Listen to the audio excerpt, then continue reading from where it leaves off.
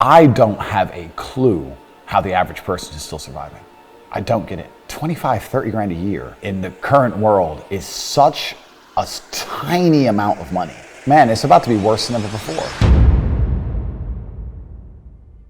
I was walking to college with a couple of my friends, and a Ferrari drove past. And I said, bro, you see that? And he goes, yeah, what about it? I said, doesn't that piss you off? I was about 16. He goes, why? I said, this dude has 400 G's for a car, 400 grand. I'm walking 4 miles to college because my mom hasn't got any car. He has 400 grand. Do you think he works a job? Do you think he's fucking behind a counter somewhere? He knows something about the world that I don't know. And they were like, well, he's rich. I'm like, yeah, I know. I didn't say he wasn't rich, dummy. I'm saying he knows something about the world I don't know. And I was intrigued, and it angered me. I couldn't sleep for weeks. I was pissed off. Every time I saw somebody with genuine money, I understood that everything I was being told and taught and they were trying to make me believe just simply wasn't true. I was like, this is bullshit. None of these people are getting these things by following the path that the system is trying to make me follow. So I always knew the same thing as you, and I knew there had to be another way. I knew that just working for money was a paradigm that wasn't true. And then you understand making your money work for you, and you understand delinking your time from money. Yeah. You start learning to understand these things, but eventually you build a system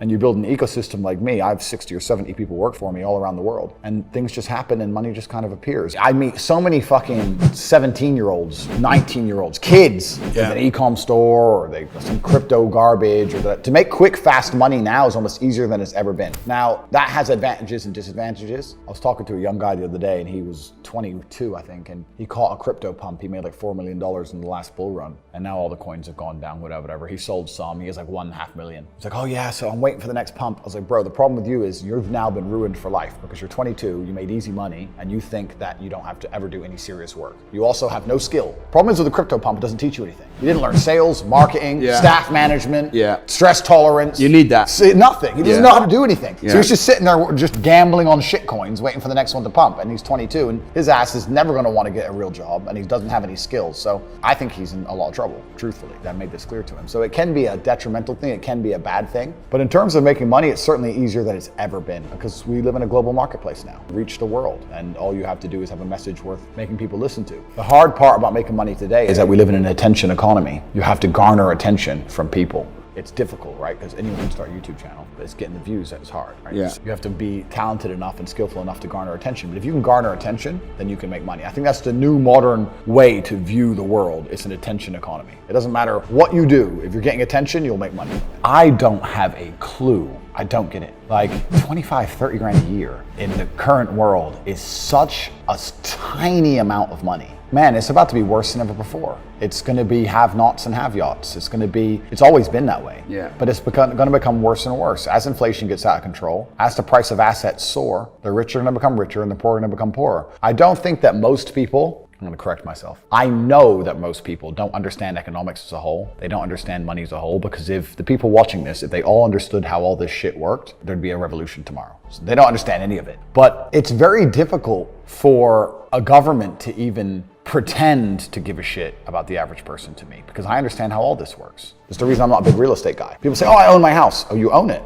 Let's talk about your owning that house. Go out and park somewhere, get a parking ticket. Don't pay it. Okay, so they add more money. Don't pay it again. Give you a court date. Don't go. They send a bailiff. Don't pay him. On a long enough time scale, it may take a year, may take 2, may take 3. Sooner or later, they're gonna come with a big enough piece of paper and a big enough bailiff, and they're gonna take your fucking house. They're gonna say, you owe us this money. This is your asset. Give us your asset. You don't own it if they can take it from you anytime they want. And that's what they'll do. A judge will get a new piece of paper, stamp a new piece of paper, and they'll take it, because the governments have a monopoly on violence. And that's the true underpinning of the world. The true underpinning of the world is violence. We live in a world now, which is a society which is based on violence from the absolute ground up. Not many people look at that and understand that, and the government are the only people who are allowed to be violent. And that's why they can get away with whatever they want. But everything is violence. There's a threat of violence within everything. The reason a police officer can give you a fine and you don't tell him to piss off is because you don't want him to be violent with you. That's it. He always has that in his back pocket. They've always got violence in their back pocket. That's what the government has. So to sit and go, I trust the government, I'm going to buy this nice big house, I just think that's, to a degree, yeah, you can make money. And yeah, everything's fine as long as you follow the rules. I'm not saying it's not. But in my situation, in my worldview, it's like I don't like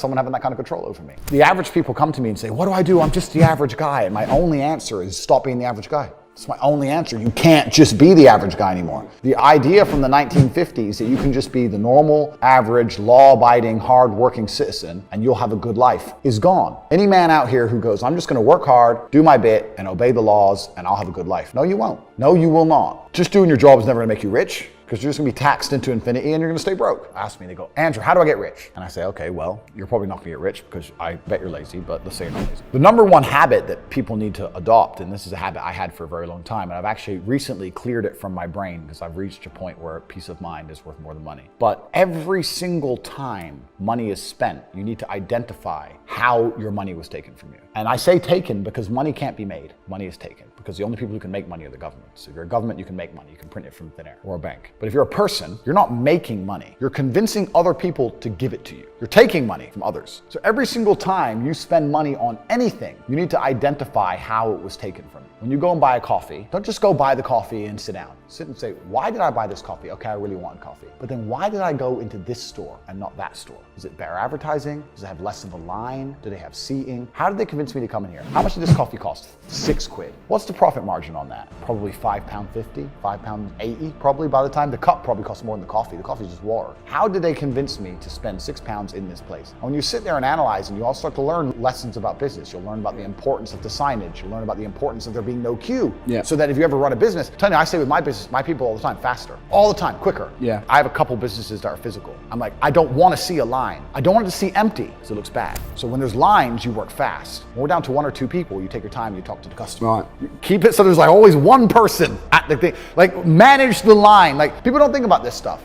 No one's gonna sit and wait in a long ass queue. Maybe some idiots will, but people like me won't. We've got shit to do, right? My time's worth money. I'm not gonna stand and wait in a line. So you have to identify how your money is taken from you. If you start doing that with every single time you spend anything ever, you're gonna start to identify business opportunities.